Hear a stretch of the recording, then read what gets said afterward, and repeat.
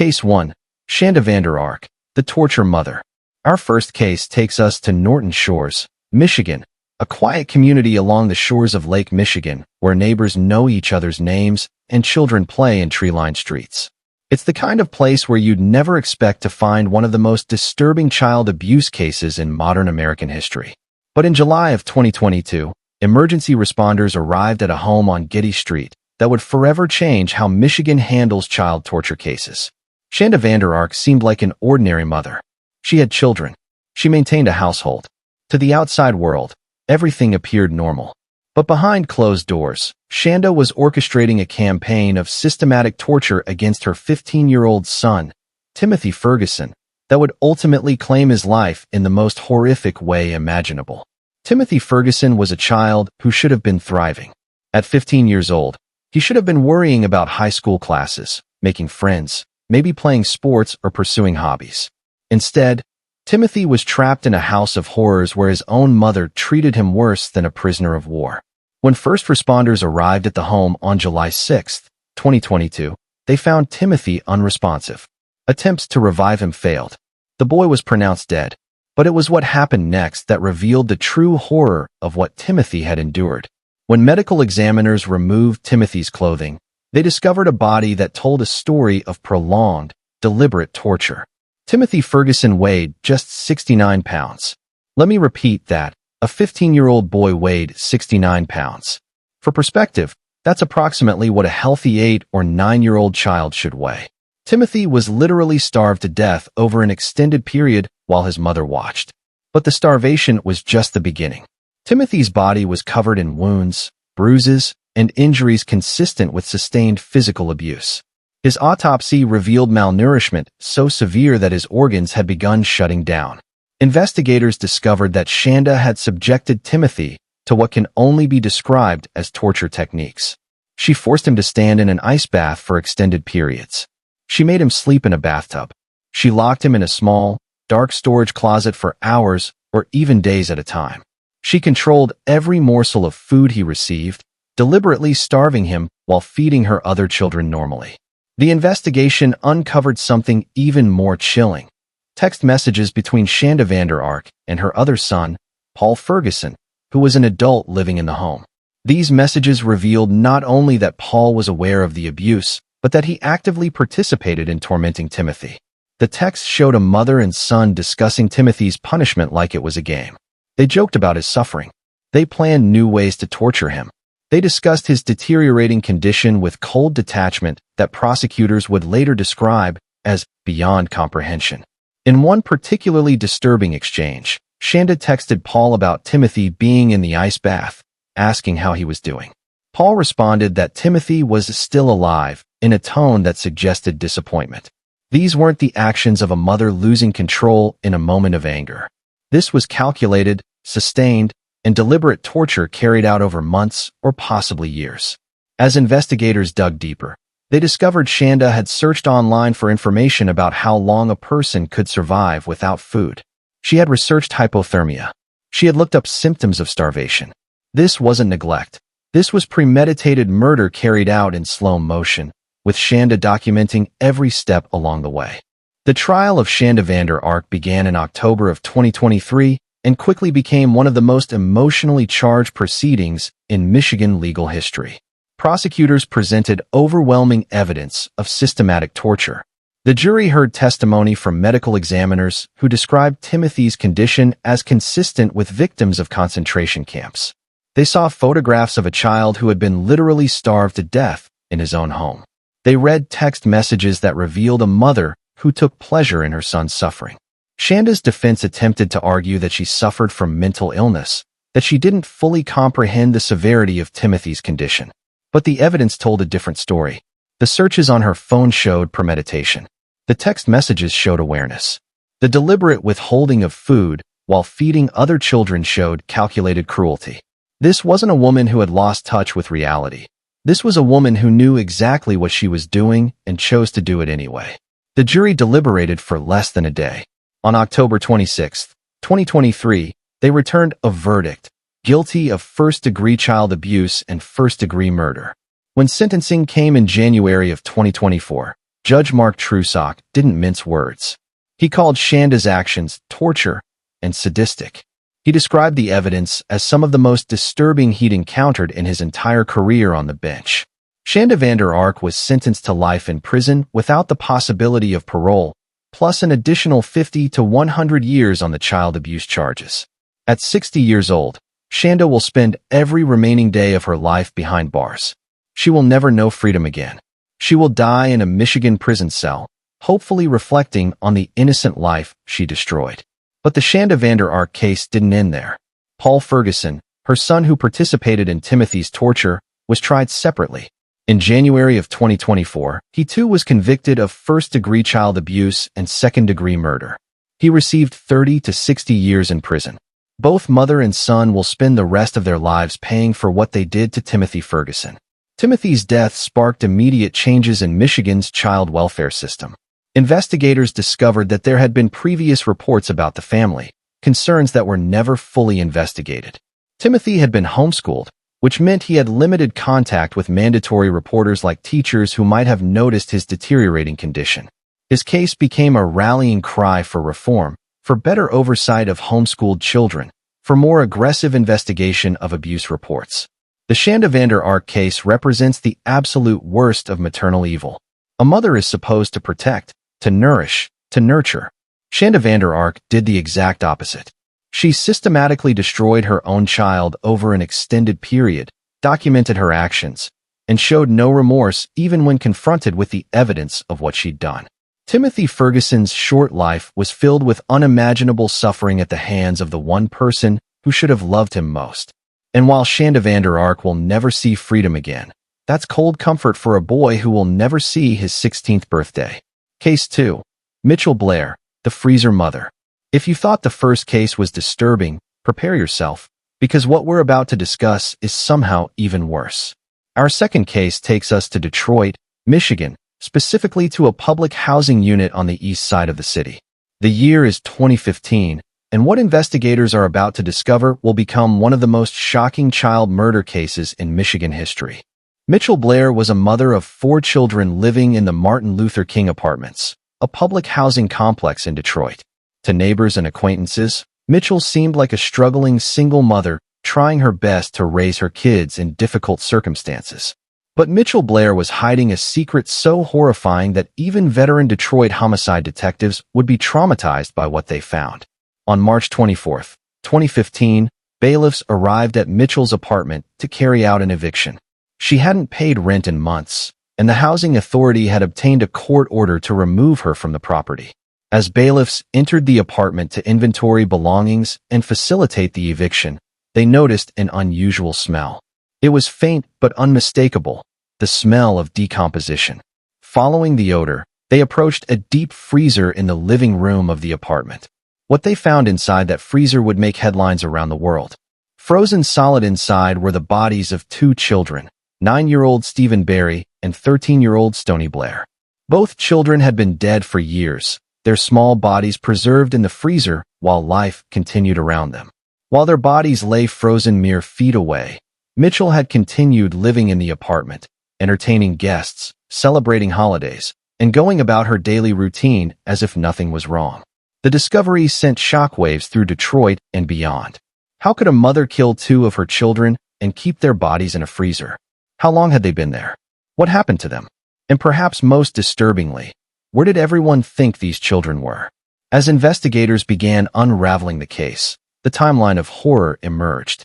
Stephen Barry had died first, sometime in August of 2012, when he was just 9 years old. Stony Blair had died approximately a year later, in May of 2013, at 13 years old. That meant their bodies had been in that freezer for nearly 3 years and 2 years respectively. During that entire time, Mitchell had continued to live in the apartment with her 2 surviving children, who knew their siblings' bodies were in the freezer but were too terrified to tell anyone. The cause of death for both children was horrifying. Medical examiners determined both had died from sustained physical abuse. But it wasn't just beatings. Mitchell had tortured these children before killing them. She had burned them with scalding water. She had beaten them with extension cords, belts, and her fists. She had denied them food as punishment. And ultimately, she had killed them. But why? What could possibly motivate a mother to torture and murder her own children? Mitchell's explanation was almost as disturbing as the crimes themselves.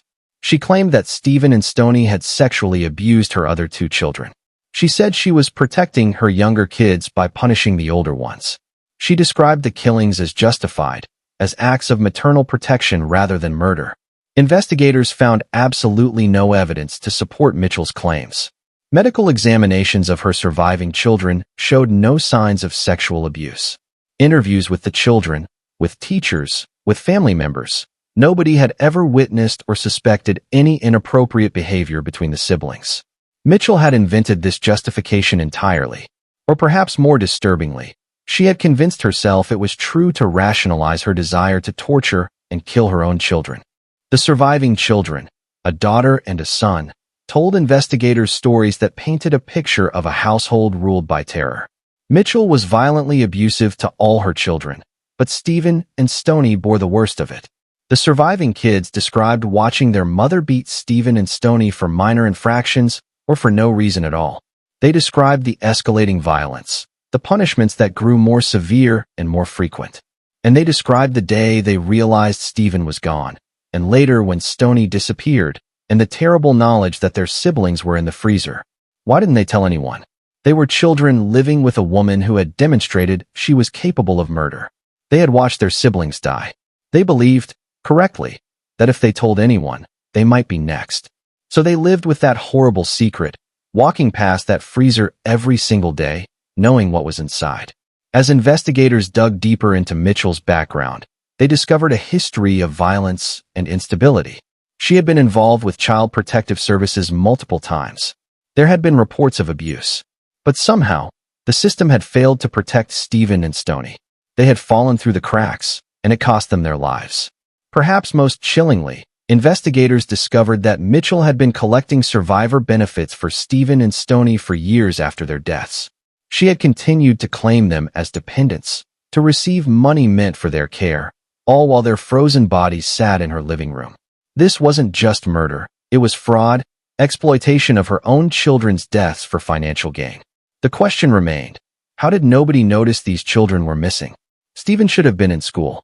Stoney should have been in school. But Mitchell had told authorities she was homeschooling them. She had told family members they were staying with relatives in other states.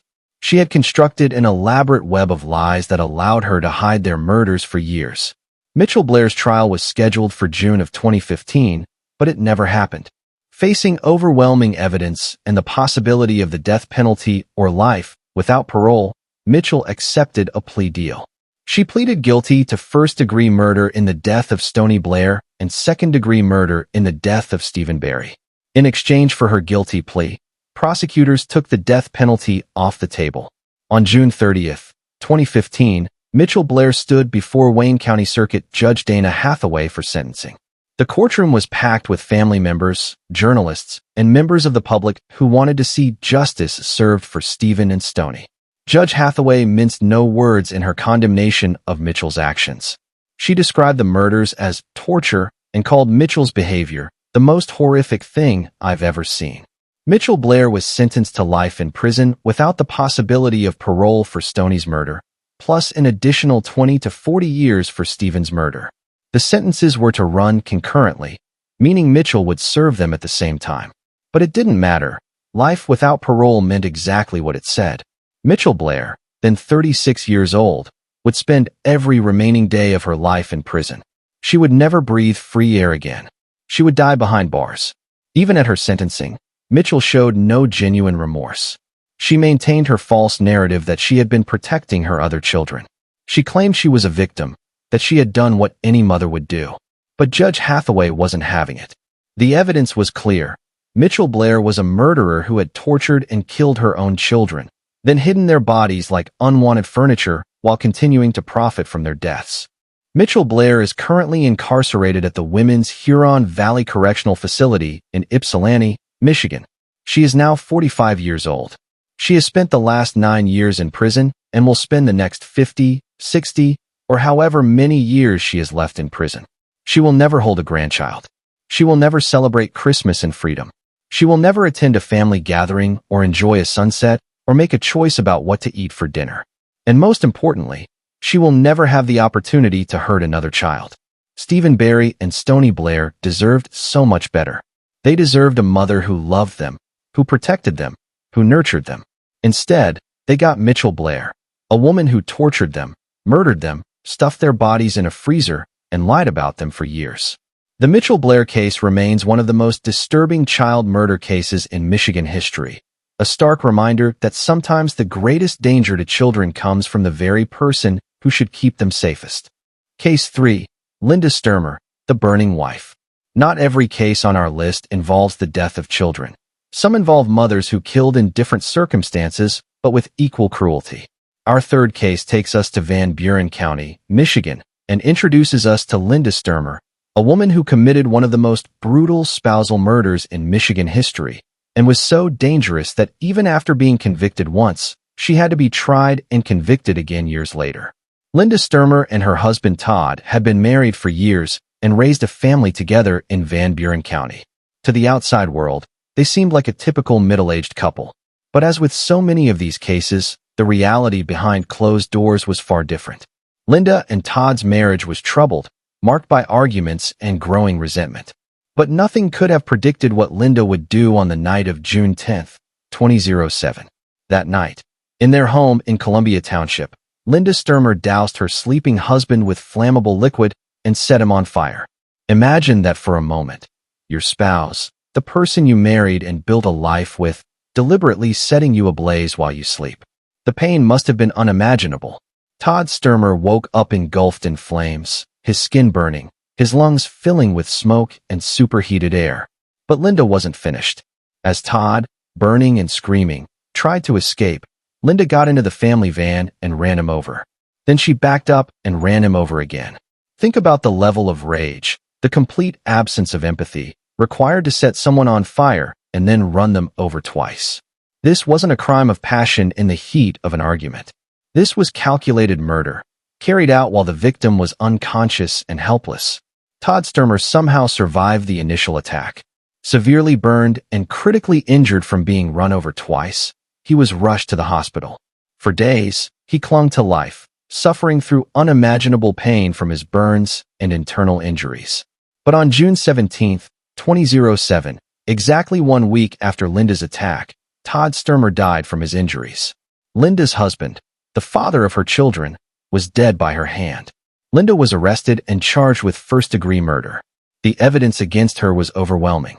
There were witnesses who had heard the commotion. There was physical evidence placing Linda at the scene. There was the van with Todd's blood and tissue on it. And most damningly, there was Linda's own behavior after the attack, showing no remorse and offering no real explanation for why she had committed such a horrific act. Linda Stermer's first trial took place in 2010. Prosecutors presented the evidence methodically, the burn patterns showing Todd had been doused with accelerant, the tire marks and injuries proving he'd been run over multiple times, the timeline showing Linda had opportunity and means. The jury found her guilty of second-degree murder, and she was sentenced to a lengthy prison term. But the Linda Stermer case had a twist that makes it unique on our list. In 2023, more than a decade after her conviction, Linda was granted a new trial. An appellate court had found issues with her original conviction related to the way certain evidence had been presented. So in 2025, 18 years after she murdered her husband, Linda Stermer faced trial for Todd's murder a second time. You might think that after serving over a decade in prison, Linda would show remorse, that she'd acknowledge what she'd done and accept responsibility. You would be wrong. At her second trial in February of 2025, now 66 years old, Linda Stermer maintained her innocence. She claimed she hadn't killed Todd, despite all evidence to the contrary. She forced Todd's family to relive their trauma, to sit through another trial and hear all the horrible details of how he died all over again. The second trial took place in Van Buren County Circuit Court, with Judge Frank Ray presiding. For Todd's family, his children, his siblings, his friends, having to go through this process again was torture. They had already grieved, already seen justice served, already tried to move on with their lives. Now they had to do it all over again. But the evidence hadn't changed. Todd Stermer had still been set on fire and run over twice by his wife. The burn patterns were still there. The tire marks were still there. The testimony was still there. And the jury at the second trial reached the same conclusion as the first. Linda Stermer was guilty of murdering her husband. On March 7, 2025, just weeks ago as of this recording, Judge Frank Ray sentenced Linda Stermer to life in prison without the possibility of parole. At 66 years old, having already served 15 years in prison, Linda will spend every remaining day of her life behind bars. She is currently incarcerated in a Michigan women's correctional facility, and she will die there. What makes the Linda Stermer case particularly significant is the brutality of the method. Setting someone on fire is one of the most painful ways to die. Burn victims describe the pain as beyond anything else they've ever experienced. Linda chose to inflict that pain on her husband. And then, as if that wasn't enough, she ran him over, twice, to make sure he would die. Todd Stermer's children lost their father in the most horrific way imaginable. They've had to live with the knowledge that their mother murdered their father, that she chose violence and murder over divorce or separation. They've had to testify against their own mother, not once, but twice. They've had to see her show no remorse, no acknowledgement of the pain she caused. And they've had to do all of this in the public eye, with media coverage and public scrutiny. But there's a silver lining to the Linda Stermer case. The justice system worked, not once but twice. Even when given a second chance, even with a new trial and new jury, Linda Stermer was found guilty because the evidence was overwhelming. She murdered her husband in cold blood, in one of the most brutal ways possible, and she will never see freedom again. Todd Stermer can rest knowing his killer will die in prison. His children can rest knowing justice was served and reserved. And Linda Stermer can spend her remaining years reflecting on the life she destroyed and the freedom she threw away. Case 4. Tatiana Fusari, the Starvation Killer. Our fourth case returns us to the theme of mothers who kill their own children through deliberate starvation. But while Shanda Vander Ark's case involved a teenager, this case involves a victim who was just 10 months old, a baby who depended entirely on her mother for survival and was betrayed in the worst possible way. Tatiana Fusari lived in Kent County, Michigan, with her infant daughter Mary Welch. Mary was born healthy in January of 2018, a beautiful baby girl with her whole life ahead of her. But Mary had the profound misfortune of being born to Tatiana Fusari, a mother who would prove to be incapable of the most basic maternal duty, feeding her child. On November 17, 2018, emergency responders were called to Tatiana's home for an unresponsive infant. When they arrived, they found 10-month-old Mary Welch deceased. The baby's body told a horrifying story. Mary hadn't died from SIDS or an accident or an illness. Mary had died from starvation. This 10-month-old baby had literally starved to death while in her mother's care. The medical examiner's findings were devastating. Mary Welch weighed just 8 pounds at the time of her death. To put that in perspective, the average healthy newborn weighs between 6 and 9 pounds. Mary, at 10 months old, weighed less than many newborns. She had actually lost weight since birth. She was smaller when she died than when she entered the world. The medical examiner determined Mary had been systematically deprived of food and nutrition, resulting in severe malnutrition that ultimately killed her. How does a baby starve to death in 21st century America? How does a mother watch her infant waste away, see her baby's ribs protruding through paper-thin skin, notice her baby becoming weaker and less responsive, and do nothing? The investigation into Mary's death revealed that Tatiana Fusari had simply stopped feeding her daughter adequately. There was food in the house. Tatiana was eating. But Mary wasn't. Day after day, week after week, month after month, Mary's tiny body consumed itself trying to survive while her mother looked on. Neighbors and family members would later tell investigators they had concerns about Mary. She seemed small for her age. She seemed listless and weak. But Tatiana had explanations. Mary was a picky eater. She had a sensitive stomach. She was just naturally small. These excuses were apparently enough to satisfy concerned observers, or at least to prevent anyone from calling Child Protective Services. And so Mary continued to starve. The question that haunts Mary's case is the same that haunts so many of these cases. Why? Why would a mother starve her own baby?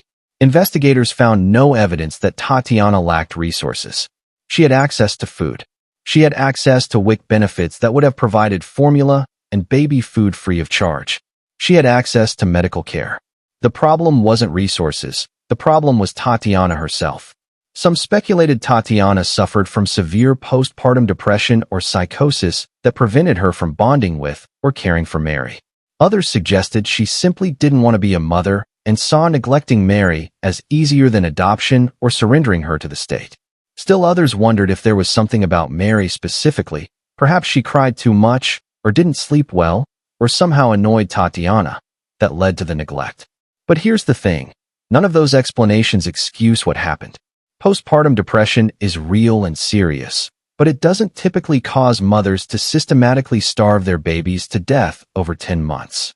Not wanting to be a mother is understandable, but Michigan has safe haven laws that allow mothers to surrender newborns at hospitals, fire stations, and police stations with no questions asked. Being frustrated by a crying baby is normal, but normal mothers don't respond by withholding food until the baby dies.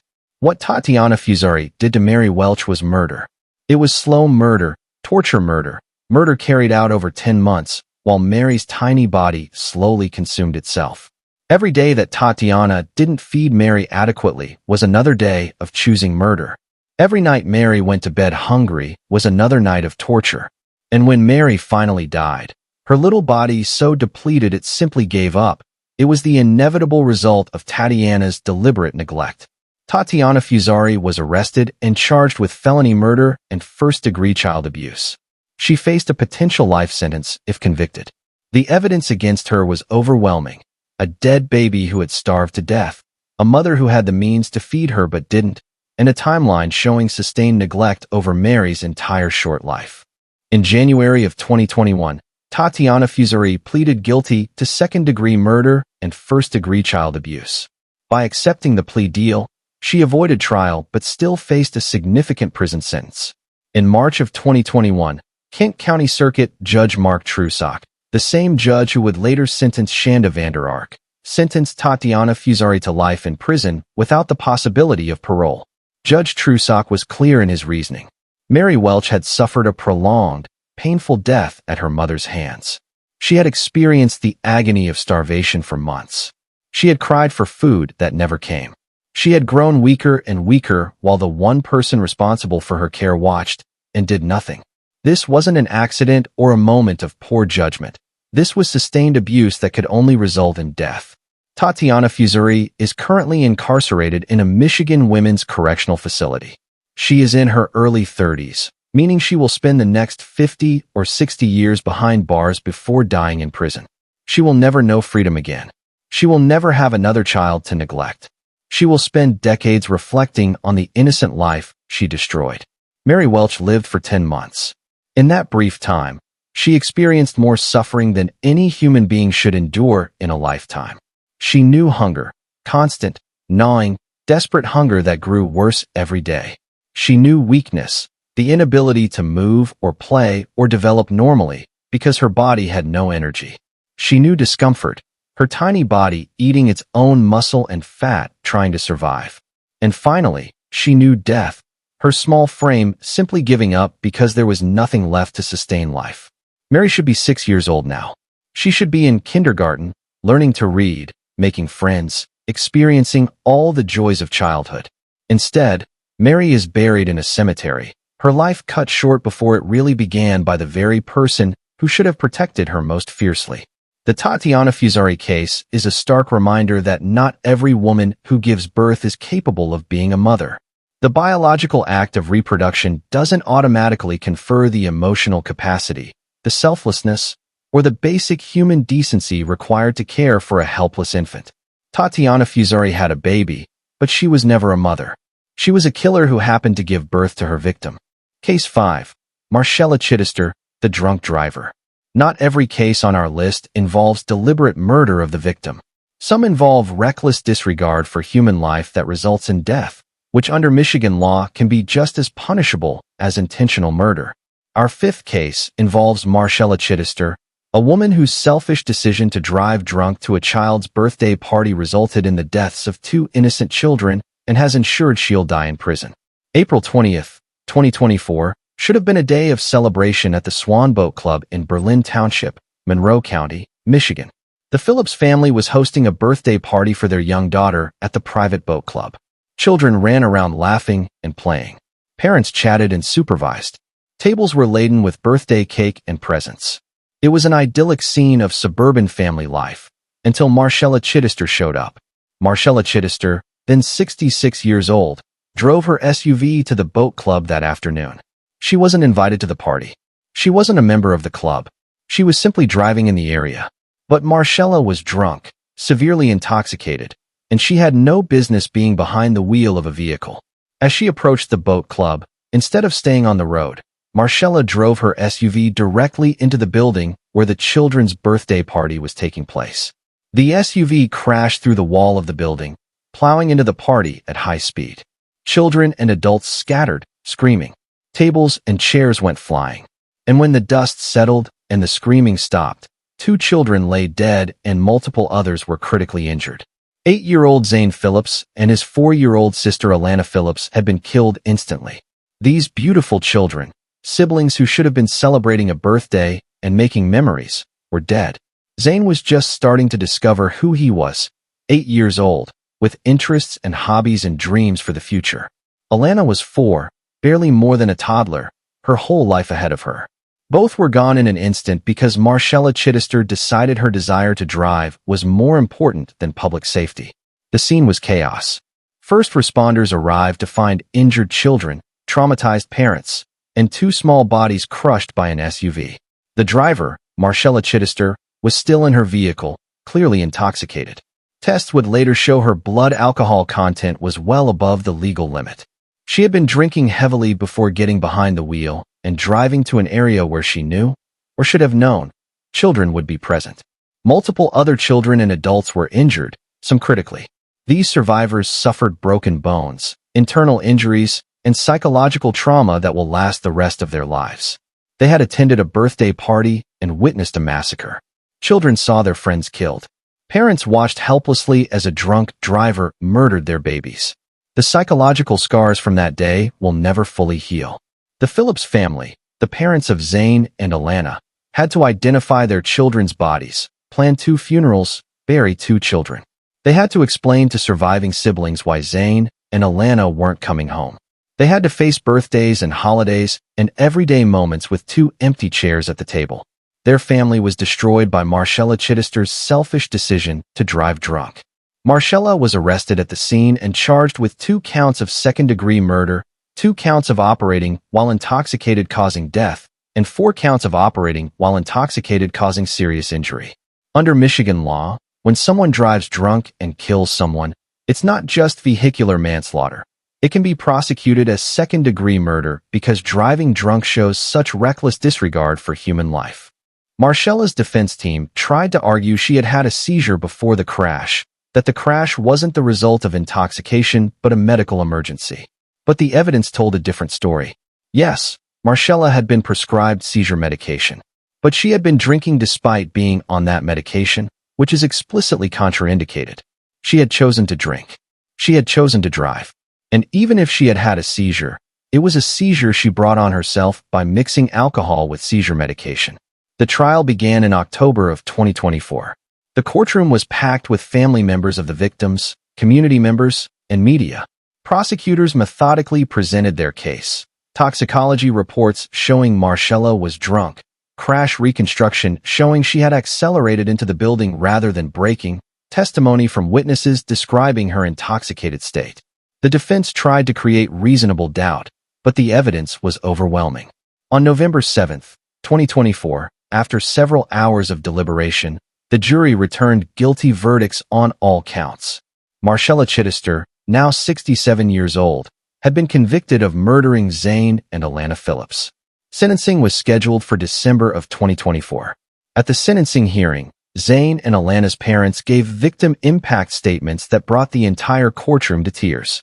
They described their children, Zane's love of sports and video games, Alana's infectious giggle and love of princesses. They described the hole left in their family, the unbearable pain of losing 2 children simultaneously, the trauma of surviving children who witnessed the crash. They asked Judge Cynthia Lane to impose the maximum possible sentence. Judge Lane didn't disappoint. On December 18, 2024, she sentenced Marshella Chidester to 25 to 50 years in prison. At 67 years old, even the minimum sentence of 25 years means Marshella will be 92 before she's even eligible for parole. The maximum of 50 years means she'd be 117. Statistically, Marshella Chidester will die in prison. She will never see freedom again. She will spend every remaining year of her life behind bars, paying for the decision to drive drunk and the lives she destroyed. Some might argue that Marshella Chidester doesn't belong on this list because she didn't intentionally kill Zane and Alana Phillips. She didn't plan their murders. She didn't torture them or abuse them. But here's the truth. Marshella made a choice. She chose to drink. She chose to get behind the wheel of a 2-ton weapon while intoxicated. She chose to drive into an area where a children's party was being held. And those choices killed 2 innocent children just as surely as if she had pulled a trigger. Drunk driving isn't an accident. It's a choice. Every drunk driver makes the conscious decision that their convenience, their desire to drive, is more important than the lives of everyone else on the road. Marshella Chidester made that choice, and it cost Zane and Alana Phillips their lives. It cost their family their children. It cost their siblings their brother and sister. It cost their friends their playmates. It cost their community 2 bright lights that will never shine again. Marshella Chidester is currently incarcerated in a Michigan women's correctional facility. She is 67 years old, dealing with health issues that come with age. She will spend her remaining birthdays, holidays, and everyday moments in a prison cell. She will never hold a grandchild in freedom. She will never enjoy a meal at a restaurant or a walk in a park or any of the simple pleasures that come with liberty.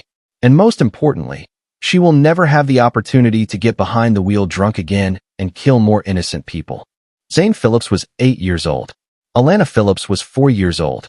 They should be 10 and 6 now, growing up, making memories, living their lives. Instead, they're buried side by side, their lives cut short by a woman who valued her own convenience over their safety. The Phillips family will never be whole again. The children who survived will carry trauma for the rest of their lives. And all of it, all of the pain, all of the loss, all of the devastation, was completely preventable. If Marshella Chidester had called a cab, if she had asked for a ride, if she had simply stayed home until she was sober, Zane and Alana would still be alive. But she didn't. She made a selfish choice, and 2 children paid with their lives. That's why she belongs on this list. That's why she'll die in prison. And that's why her name will forever be associated with one of the most tragic and senseless losses of young life in Michigan history. Case 6. Cortney Bartholomew, the torture mother awaiting trial. Our 6th case is unique on this list because the defendant hasn't been convicted yet. She's currently awaiting trial. But the allegations against Cortney Bartholomew are so horrifying, so detailed, and so well documented that prosecutors are confident she'll join the ranks of Michigan mothers serving life without parole. This is the case of a mother accused of torturing and murdering her own pregnant daughter, killing both her child and her unborn grandchild. 22-year-old Rebecca Park should have been celebrating the upcoming birth of her first child. She was 7 months pregnant in November of 2025, living with her mother Cortney Bartholomew in Wexford County, Michigan. Rebecca had her whole life ahead of her, a baby on the way, plans for the future, dreams of motherhood. Instead, Rebecca's life was a nightmare of abuse and torture that would ultimately end in her death. On November 27, 2025, just weeks ago, emergency responders were called to Cortney Bartholomew's home in Wexford County for an unresponsive woman. When they arrived, they found Rebecca Park deceased, along with her unborn child. The scene was immediately suspicious.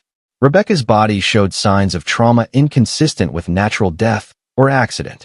And when investigators began examining the evidence, they uncovered what prosecutors would later describe as one of the most disturbing torture and murder cases in Michigan history. According to the criminal complaint filed against Cortney Bartholomew, Rebecca had been subjected to systematic torture over an extended period.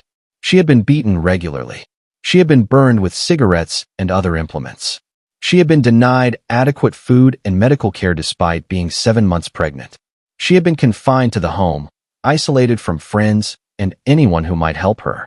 And ultimately, she had been killed, along with her unborn baby, by the woman who should have protected her most, her own mother.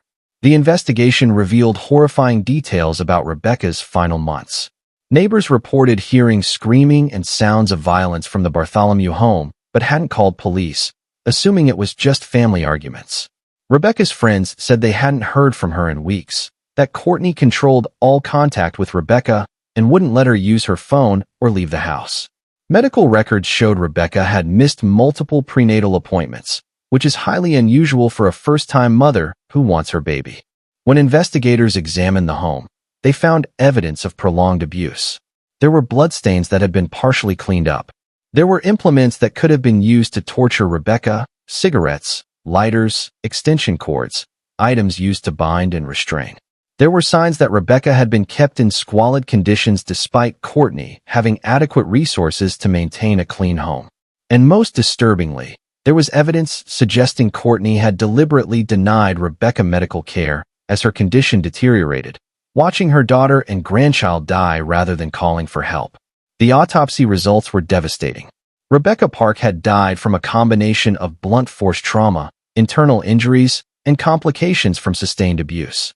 Her unborn baby had died along with her, viable at 7 months gestation, but killed before having a chance at life. The medical examiner determined both deaths were homicides. Rebecca and her baby had been murdered. But why would a mother torture and kill her own pregnant daughter? As investigators dug into Cortney Bartholomew's background, a picture emerged of a deeply disturbed woman with a history of violence and control. Cortney had previous allegations of abuse involving other family members. She had been investigated by Child Protective Services multiple times over the years. She exhibited patterns of extreme control and manipulation, isolating her victims and subjecting them to both psychological and physical abuse. Some speculated that Cortney was jealous of Rebecca's pregnancy, that she couldn't stand the idea of Rebecca becoming a mother and potentially leaving home. Others suggested Cortney suffered from severe mental illness that manifested as violence toward those closest to her. Still others believed Cortney was simply evil, someone who derived satisfaction from controlling and hurting others, and Rebecca, pregnant, vulnerable, dependent on her mother, was the perfect victim. Rebecca's father and other family members told investigators they had concerns about Rebecca's safety, but didn't realize how bad things had gotten. Cortney had isolated Rebecca so effectively that even her own father couldn't get through to check on her. By the time anyone realized Rebecca was in serious danger, it was too late. She and her baby were dead. On December 4, 2025, Cortney Bartholomew was arrested and charged with 2 counts of first-degree murder for Rebecca and the unborn baby, multiple counts of torture, and multiple counts of child abuse for acts committed against Rebecca before she turned 18.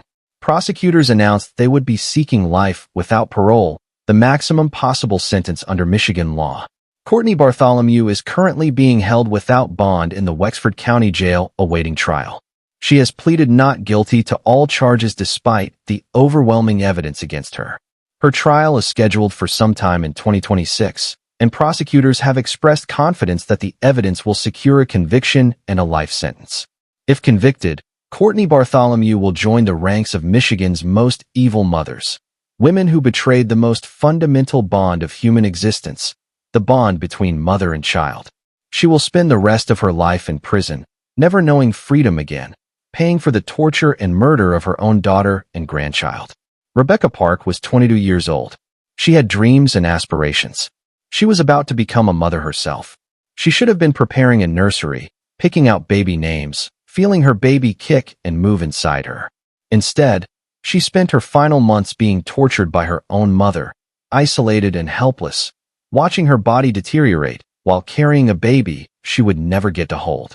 Rebecca's baby, we don't even know if it was a boy or girl because the child died before being born, never had a chance at life, never took a first breath, never felt sunlight or heard a lullaby or knew love. That baby existed for 7 months in Rebecca's womb and died there, killed by the same violence that killed its mother, a victim of a grandmother who should have been buying baby clothes and preparing to welcome a new generation instead of murdering it. The Cortney Bartholomew case is still unfolding. The trial hasn't happened yet. Technically, she's innocent until proven guilty. But the evidence is damning, the allegations are horrifying, and prosecutors are confident justice will be served.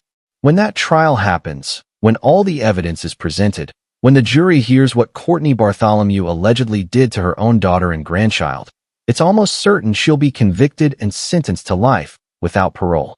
And when that happens, Cortney Bartholomew will take her place among the most evil mothers in Michigan history. Women who killed their own children, who violated the most sacred trust, who destroyed innocent lives. She'll spend her remaining years in a prison cell, growing old behind bars, never knowing freedom again.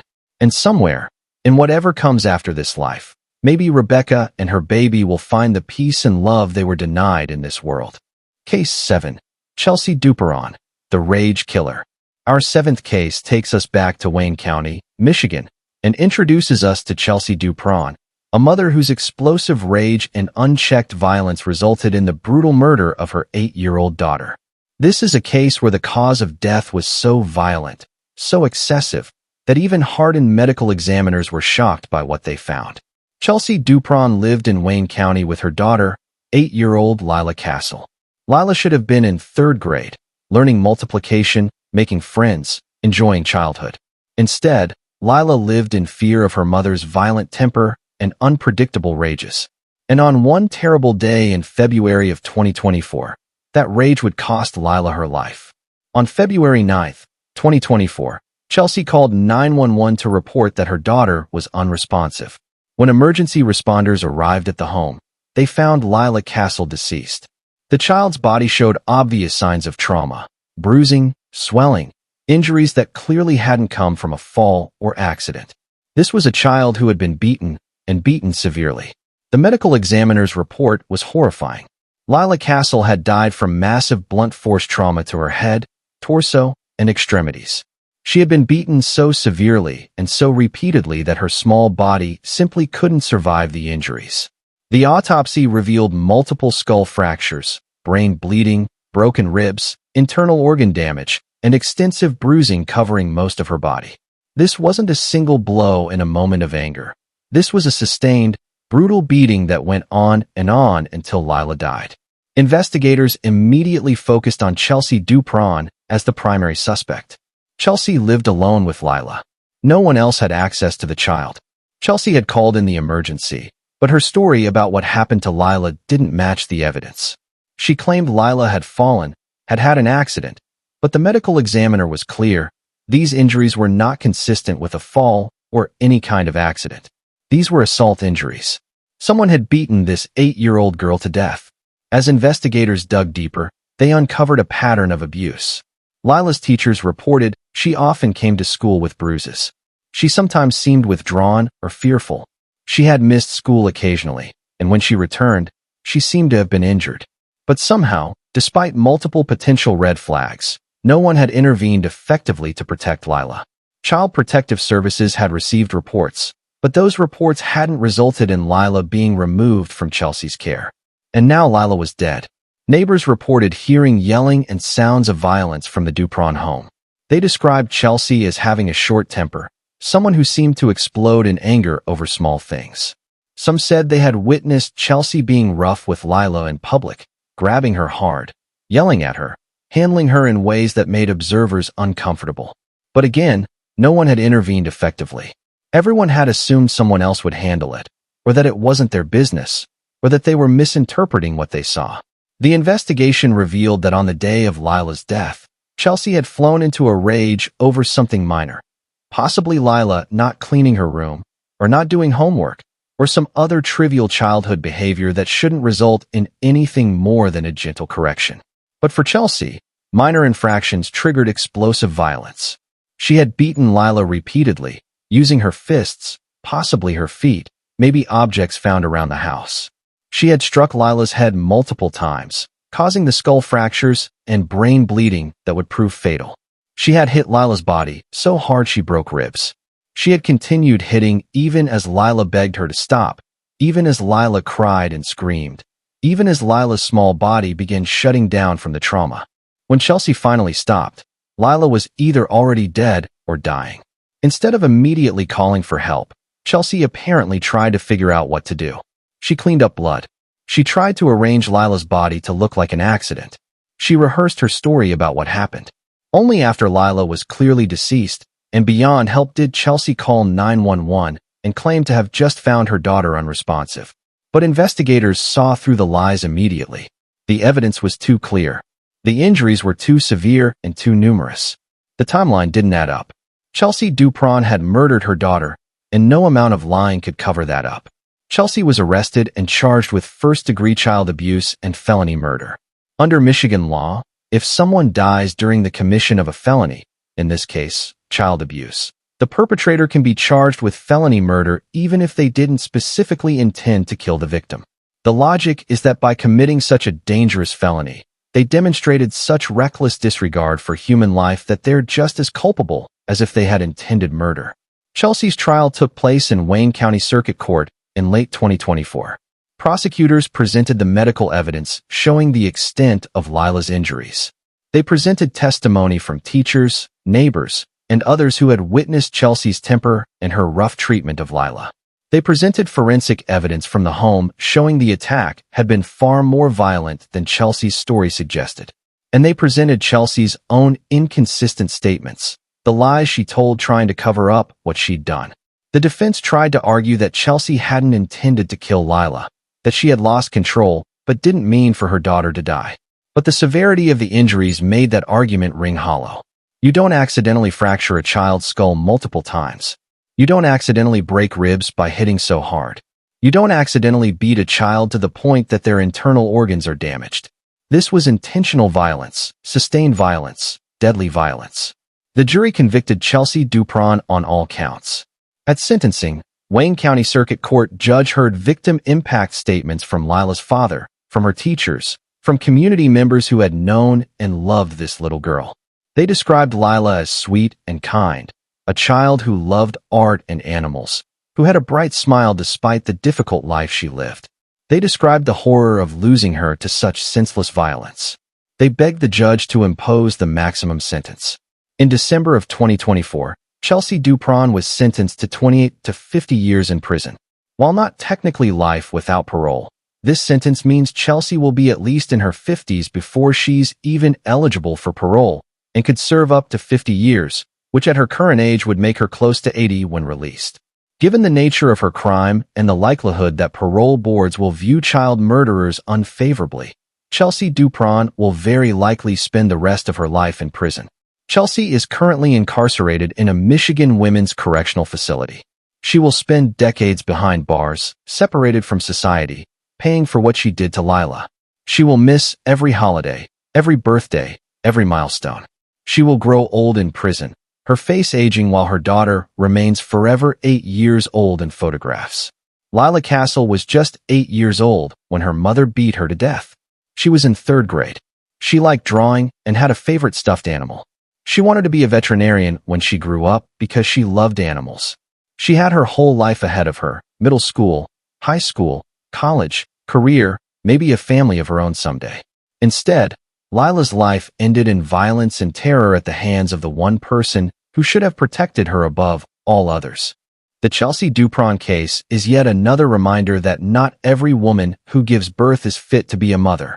Some women lack the emotional regulation, the impulse control, the basic human decency required to raise a child safely. Chelsea Duperon was one of those women. She had a beautiful daughter, and she destroyed her in a fit of rage. And now she'll spend the rest of her life paying for those few minutes of violence that ended an innocent child's life. Case 8.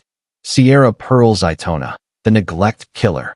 Our 8th case involves yet another mother who starved her child to death through deliberate neglect. Sierra Pearl Zaitona's case is particularly disturbing because unlike some of the other starvation cases we've discussed, there's evidence she actively interfered with others trying to help her starving son. Sierra Pearl Zaitona lived in Clinton Township, Michigan, with her 2-year-old son. The boy's name hasn't been widely released to protect his identity, so we'll refer to him as the victim out of respect for his privacy. This little boy should have been toddling around, learning to talk in sentences, playing with toys, experiencing the world with the wonder and joy that 2-year-olds bring to everything. Instead, he was trapped in a home where his mother systematically starved him to death. In June of 2024, emergency responders were called to Sierra's home for an unresponsive toddler. When they arrived, they found the 2-year-old boy deceased. His tiny body immediately told a story of severe neglect. The child was emaciated, his ribs clearly visible through his skin, his limbs stick-thin, his face gaunt. This was a child who had been starved over an extended period, whose little body had consumed its own muscle and fat trying to survive, while his mother did nothing. The medical examiner determined the cause of death was starvation and malnutrition. The 2-year-old boy weighed less than many 1-year-olds. His organs showed signs of shutdown from prolonged malnutrition. His development had been severely stunted from lack of proper nutrition. This child had spent a significant portion of his short life hungry, suffering, slowly dying while his mother watched. What made Sierra Zaitona's case particularly egregious was the evidence that she had actively prevented others from helping her son. Family members told investigators they had expressed concerns about the boy's weight and appearance. They had offered to help feed him, to take him to doctor appointments, to get him the care he needed. Sierra had refused all help. She had made excuses for the boy's appearance. He was a picky eater, he had a fast metabolism, he was naturally small. She had become defensive when anyone questioned her parenting or suggested the boy needed medical attention. In the weeks before the boy's death, family members had become increasingly alarmed. The child was clearly unwell, clearly not developing normally, clearly in need of immediate medical intervention. But Sierra continued to refuse help. She isolated herself and her son, limiting visits from family, avoiding situations where others might see how severe the boy's condition had become. She was, in effect, hiding her son while he slowly starved to death. The investigation revealed that Sierra had adequate resources to feed her child. She received government assistance for food. She had family willing to help. The problem wasn't lack of resources. The problem was Sierra herself. For reasons that remain unclear, she simply didn't feed her son adequately. Day after day, week after week, month after month, this little boy went hungry while his mother had the means to feed him but chose not to. Some experts who reviewed the case suggested Sierra might have suffered from Munchausen syndrome by proxy, a mental disorder where a caregiver deliberately harms or neglects someone in their care to gain attention or sympathy. Others suggested severe depression or mental illness that prevented Sierra from properly caring for her child. Still others believed Sierra simply didn't want to be a mother and saw neglect as easier than adoption or surrendering the child. But regardless of the psychological explanation, the fact remains, Sierra Pearl Zaitona starved her 2-year-old son to death. She watched him waste away. She ignored his cries for food. She refused help from family members who could have saved his life. And when he finally died, his little body so depleted it couldn't continue, she called emergency services as if she were surprised, as if she hadn't watched this tragedy unfold over months. Sierra was arrested and charged with second-degree murder and first-degree child abuse. The evidence against her was overwhelming. A dead child who had starved to death, a mother who had the means to feed him but didn't, testimony from family members about Sierra's refusal of help, and medical evidence showing prolonged neglect. In October of 2024, Sierra Pearl Zaitona was convicted of second-degree murder. The jury heard all the evidence, the autopsy results, the testimony from family members, the timeline of the boy's decline, and determined that Sierra had caused her son's death through willful neglect. She was awaiting sentencing as of late 2024, facing a potential life sentence. While Sierra's exact sentence hasn't been finalized as of this recording, Michigan law provides for substantial prison time for second-degree murder, and judges typically impose harsh sentences when the victim is a child and the perpetrator is the child's mother. Sierra will almost certainly spend decades in prison, potentially the rest of her life, paying for what she did to her son. The little boy who died in Sierra Zaitona's care was just 2 years old. He was at an age where everything is new and exciting, where the world is full of wonder and possibility. He should have been learning words, discovering how things work, forming his first real memories. Instead, his short life was defined by hunger, by weakness, by the slow deterioration of his little body as it starved. 2-year-olds don't understand why they're hungry. They don't understand why mommy won't feed them. They just know they hurt, they're weak, they need help, and the one person they depend on for everything isn't helping. The psychological suffering this child endured, the confusion, the fear, the desperate need for the most basic care, is almost as heartbreaking as the physical suffering. Sierra Pearl Zaitona had a responsibility to feed her child. It's the most basic duty of parenthood, so fundamental that even animals in nature do it instinctively. She failed that duty completely. She didn't just fail to feed her son adequately. She actively prevented others from helping him. She hid his condition. She made excuses. She let him die rather than admit she needed help or surrender him to someone who could care for him properly. Now Sierra will spend years, probably decades, in prison. She'll have 3 meals a day, more regular meals than she provided her own son. She'll have shelter and medical care and safety, all things she denied her child. She'll live while her son is dead, buried in a grave marker that probably just says, "Beloved son," because his name was kept private. And every day she spends in that prison cell, she'll know that she's there because she starved her own baby to death. Case 9. Nancy Jurwatowski, the cold case killer. Our 9th case is unique because it involves a crime that went unsolved for nearly 3 decades before modern DNA technology finally identified the killer. Nancy Jurwatowski's case shows that even decades later, justice can still find those who harm children. In June of 1997, a horrifying discovery was made at a campground in Michigan's Upper Peninsula. A newborn baby's body was found in the vault toilet of an outhouse at the Hog Island campground. The infant, who would become known as Baby Garnet after the name of a nearby creek, had been born alive and then either killed or left to die in the most horrific circumstances imaginable. The discovery shocked the small community. Who would give birth to a baby and dispose of it in an outhouse?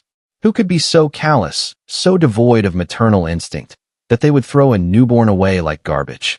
Investigators worked the case intensively, but in 1997, DNA technology was still in its relative infancy, and they couldn't identify the mother or determine exactly what had happened. For 27 years, Baby Garnet's case remained unsolved. The infant was buried in a local cemetery with a small marker. Investigators never gave up, but without significant leads, the case grew cold. Baby Garnet became a symbol of the vulnerable children who fall through the cracks, whose deaths go unavenged because we lack the evidence to identify their killers. But forensic science never stops advancing. In the early 2024s, investigators decided to revisit Baby Garnet's case using modern DNA technology. They extracted DNA from the infant's remains and ran it through genealogical databases, using the same technology that had solved numerous other cold cases across the country. And finally, after nearly 3 decades, they got a hit. The DNA led investigators to Nancy Jurwatowski, a woman who had been living in Michigan at the time of Baby Garnet's death and had been in the vicinity of Hog Island campground in June of 1997. Investigators built their case carefully, confirming the DNA match, establishing timeline and opportunity, gathering evidence. And in late 2024 or early 2025, they arrested Nancy Jurwatowski and charged her with the murder of Baby Garnet. According to the charges, Nancy had given birth to Baby Garnet sometime in June of 1997. Instead of seeking medical help, instead of utilizing Michigan's safe haven laws that would have allowed her to surrender the baby with no questions asked, instead of seeking adoption, Nancy allegedly threw the newborn infant into the outhouse vault toilet and left the baby there to die. We don't know if Baby Garnet died from the fall into the toilet, from drowning in the waste, from exposure, or from being deliberately killed before disposal. What we do know is that a newborn baby, minutes or hours old, completely helpless, capable of feeling pain and fear, was disposed of like trash and died alone in one of the most horrific circumstances imaginable. Nancy Jurwatowski is currently awaiting trial. She has pleaded not guilty to the charges, but the DNA evidence is compelling. If convicted, she faces a potential life sentence for the murder of her own newborn child nearly 3 decades ago. The question everyone asks in cases like this is, why? Why would a woman give birth and immediately kill her baby? Nancy would have been an adult in 1997. She had options. Michigan had safe haven laws. She could have surrendered the baby at a hospital, a fire station, a police station. She could have sought adoption. She could have asked for help. Instead, according to prosecutors, she killed her newborn and threw the body in an outhouse. Some speculate Nancy was ashamed of the pregnancy, perhaps from an affair or relationship she wanted to hide. Others suggest she simply didn't want to be a mother and saw murder as easier than the alternatives. Still others wonder if there were mental health issues or postpartum psychosis at play. But none of these explanations excuse what happened. Baby Garnet deserved life, deserved love, deserved a chance. Instead, Baby Garnet got a few moments of existence followed by a terrifying death. What makes the Nancy Jurwatowski case particularly significant is what it represents about justice and forensic science. 27 years passed between Baby Garnet's death and Nancy's arrest. For nearly 3 decades, Nancy lived her life, presumably thinking she'd gotten away with murder. She celebrated birthdays and holidays. She went about her daily routine. She probably thought about Baby Garnet sometimes, but she likely believed no one would ever connect her to that dead infant in the outhouse. But science caught up with her. DNA technology that didn't exist in 1997 ultimately identified her as Baby Garnet's mother.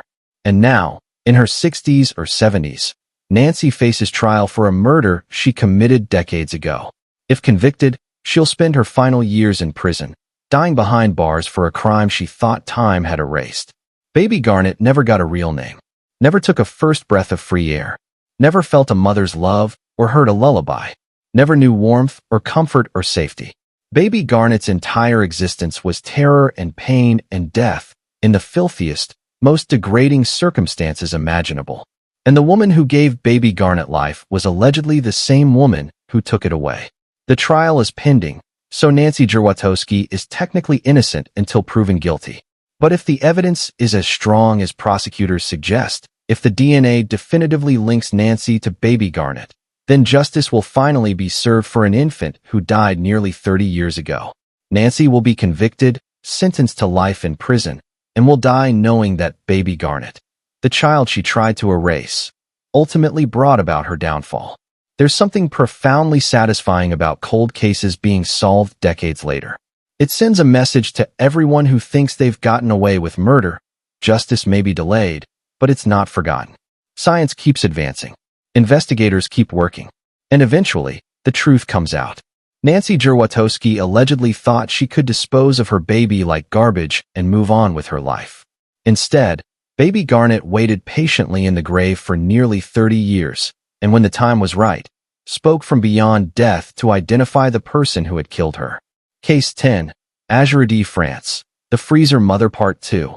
Our final case brings us full circle, back to Detroit, and back to a mother who, like Mitchell Blair in Case 2, killed her child and hid the body in a freezer. But Azurity France's case has its own unique horrors that earn her a place on this list. Azurity France lived in Detroit with her 3-year-old son Chas. Like all 3-year-olds, Chas should have been exploring the world, learning new things every day, developing his personality and interests. Instead, Chas lived in fear of his mother's violence and unpredictable rages. And one day in early 2022, that violence would kill him. On January 10, 2022, Detroit police received a tip that led them to Azurity France's home on the city's west side.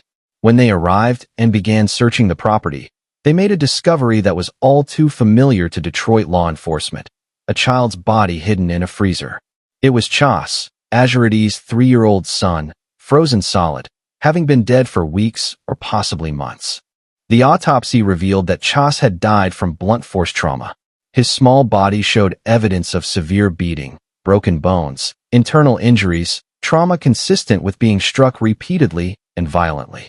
Azurity had beaten her 3-year-old son to death, and then, in a twisted echo of Mitchell Blair's crime, had stuffed his body in a freezer to hide the evidence. As investigators dug into the case, they uncovered a timeline of abuse and neglect. Neighbors reported hearing arguments and sounds of a child crying from the France home. Family members said they had concerns about how Azurity was treating Chas, but didn't realize the severity of the abuse. Teachers and daycare workers who had known Chas said he sometimes came in with unexplained bruises or injuries.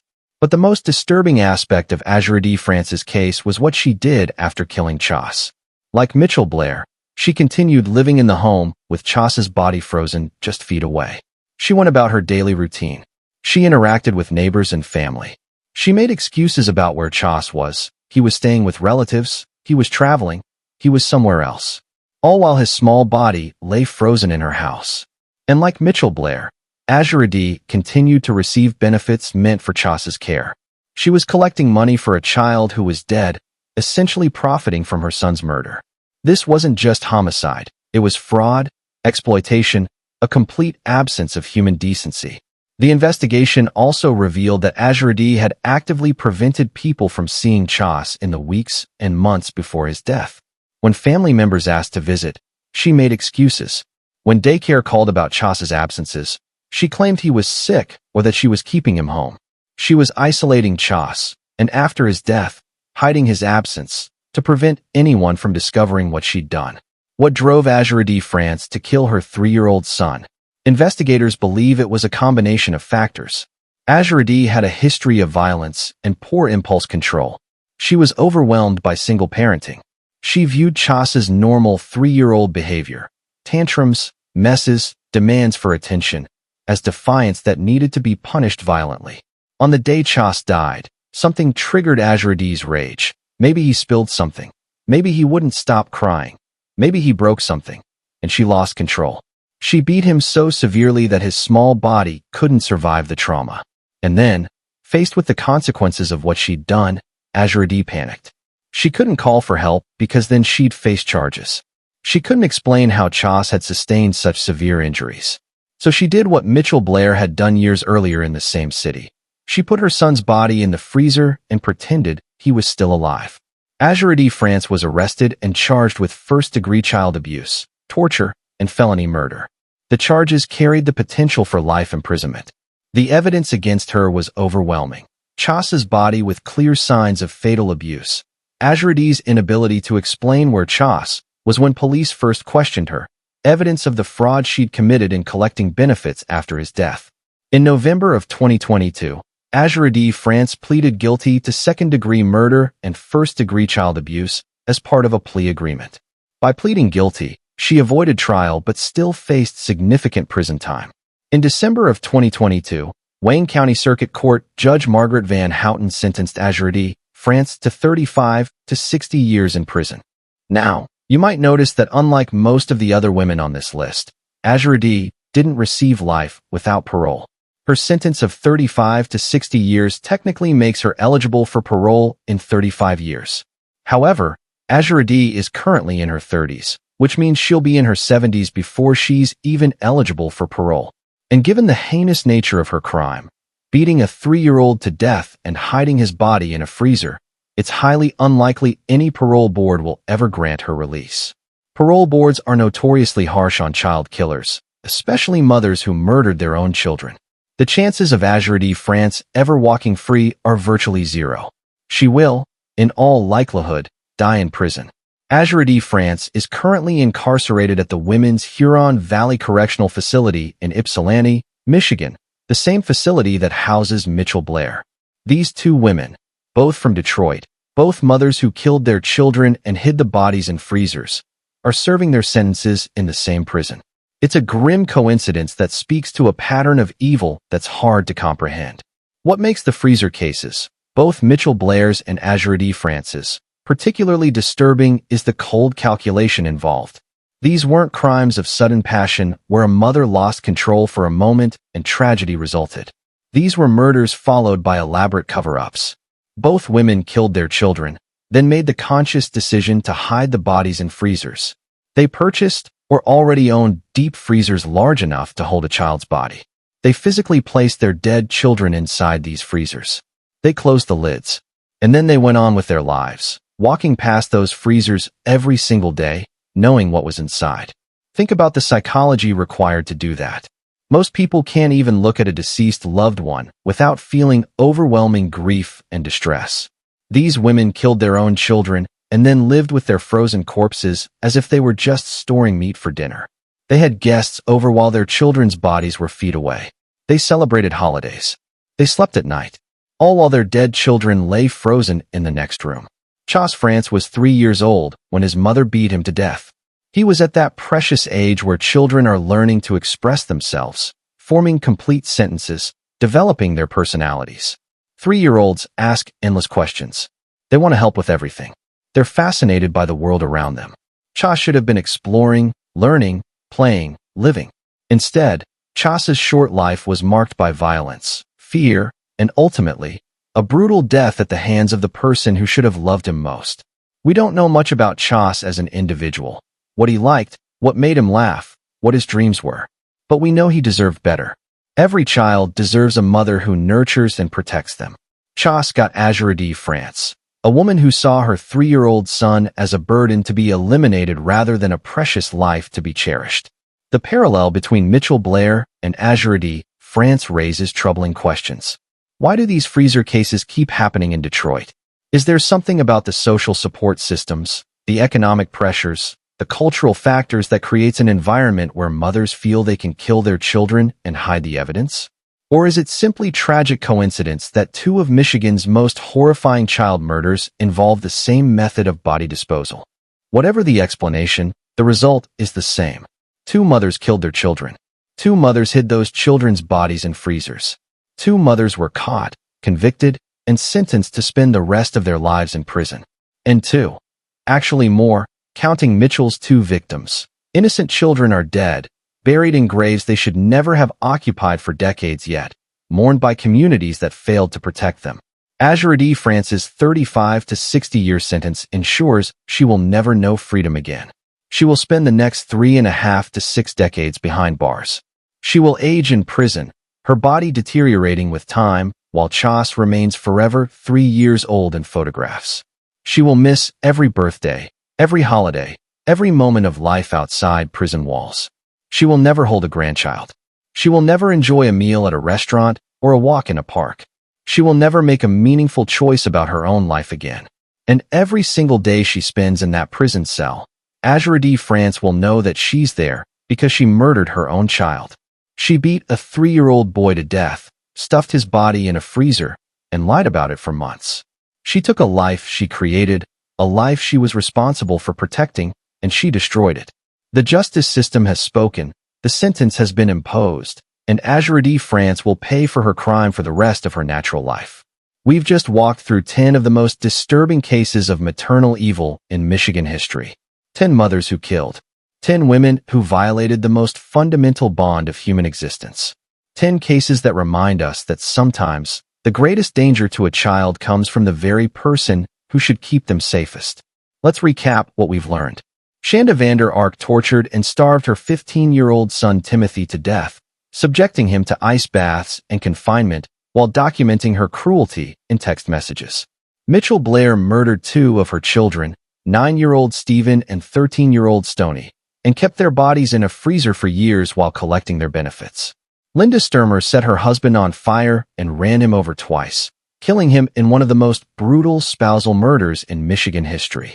Tatiana Fusari starved her 10-month-old daughter Mary to death, watching the baby waste away to just 8 pounds before she died.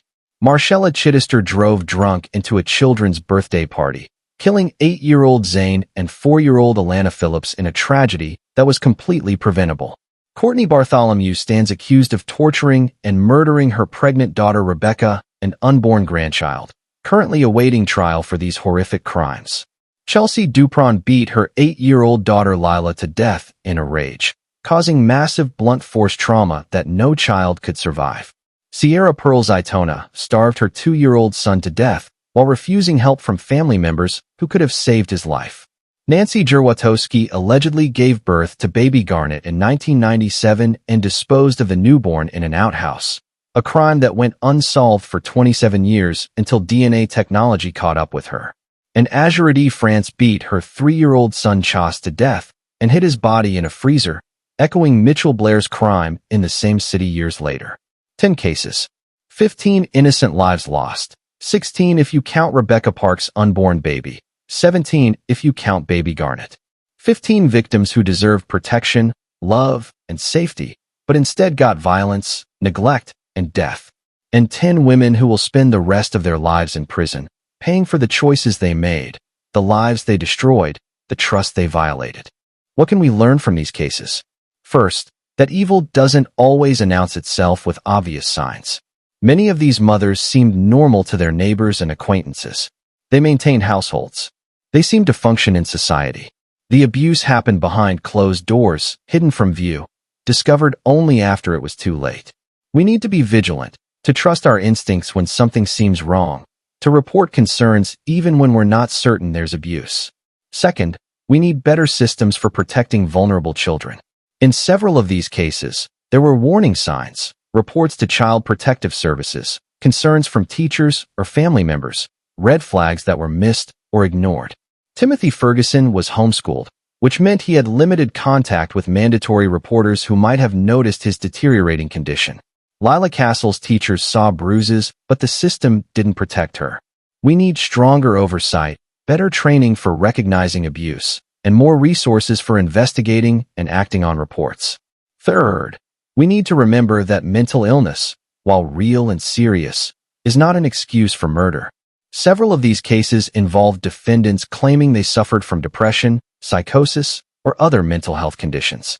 And while mental illness should be treated with compassion and appropriate resources should be available, it doesn't absolve someone of responsibility for torturing or murdering their children. Millions of people struggle with mental illness without harming anyone. Mental illness may explain behavior, but it doesn't excuse it. Fourth, we need to continue supporting and improving forensic science and DNA technology. Nancy Jurwatowski's case was solved after nearly 3 decades because of advances in DNA genealogy. How many other cold cases are out there waiting to be solved? How many killers are living free because we haven't yet developed the technology to identify them?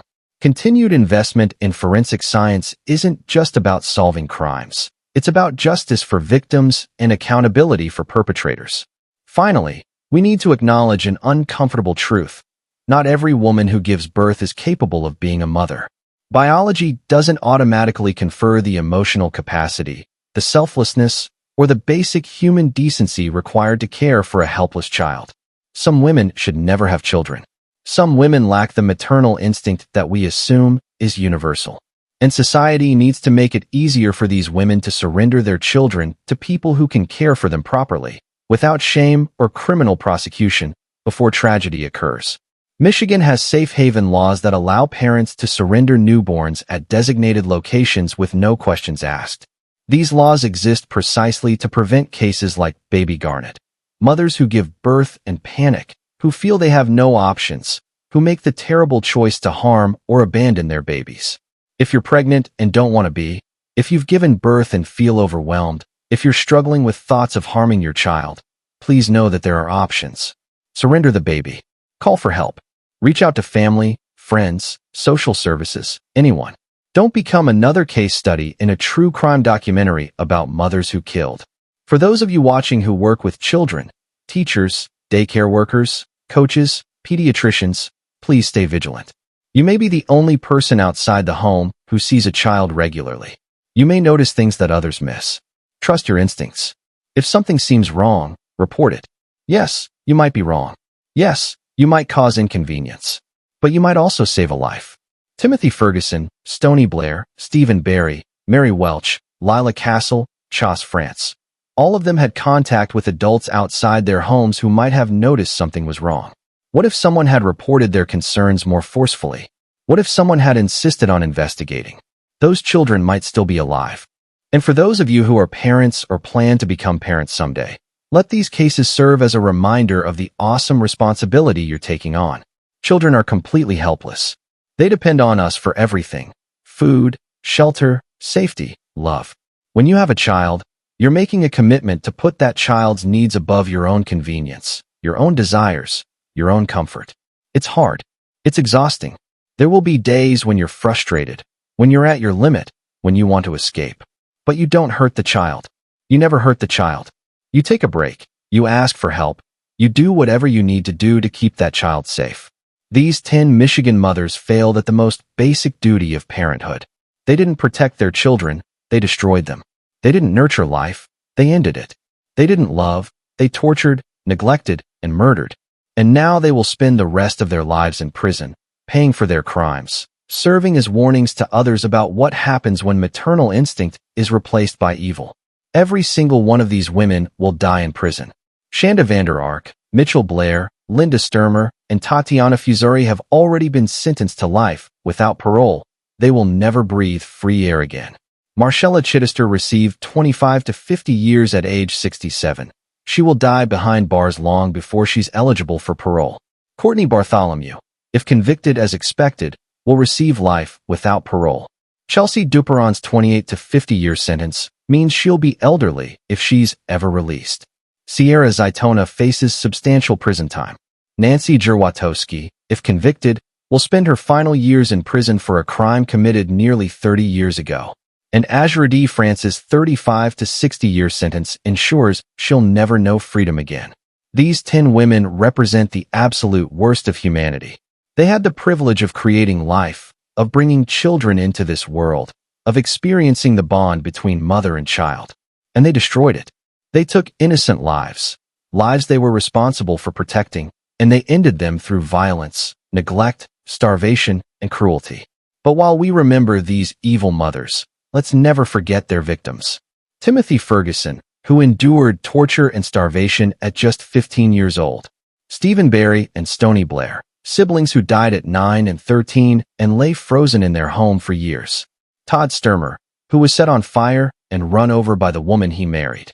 Mary Welch, who starved to death at 10 months old. Zane and Alana Phillips, killed at a birthday party by a drunk driver. Rebecca Park and her unborn baby, allegedly tortured and murdered by Rebecca's own mother. Lila Castle, beaten to death at 8 years old. Sierra Zaitona's unnamed 2-year-old son, starved while his mother refused help.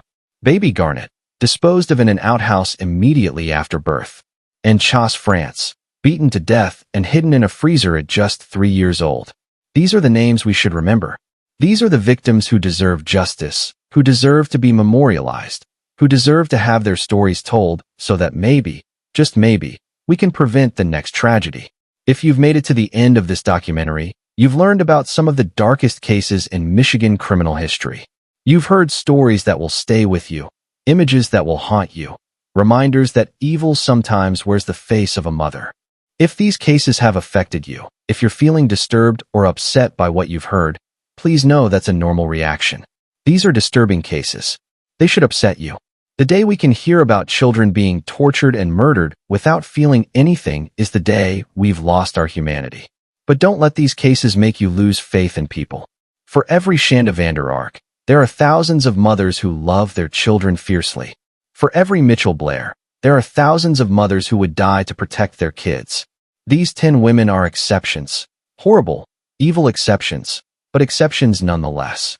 If you're struggling with parenting, if you're overwhelmed, if you're having thoughts of harming your child, please reach out for help immediately. Call the National Child Abuse Hotline at 1-800-4-6-LD. Call your doctor, a therapist, a family member, anyone. There is no shame in admitting you need help. The shame is in not asking for help and allowing tragedy to occur. And if you suspect a child is being abused, please report it. Call Child Protective Services. Call the police. Call the Child Abuse Hotline. You might be wrong, and that's okay. Better to make a report that turns out to be nothing than to stay silent and allow abuse to continue. You could save a life. You could prevent the next case from joining this list. Thank you for watching this episode of Unfiltered Cold Cases. If you found this documentary informative, please hit that like button. Leave a comment below telling us which case shocked you most, or if you have suggestions for future episodes. And most importantly, subscribe to our channel and hit that notification bell so you never miss an episode. We cover the cases that others won't touch, the stories that need to be told, the victims who deserve to be remembered. These 10 Michigan mothers will never see freedom again. They will spend their remaining days behind bars, paying for the lives they destroyed. Justice has been served. The victims have been avenged. And the rest of us are left to grapple with the uncomfortable truth that sometimes the monster doesn't hide under the bed.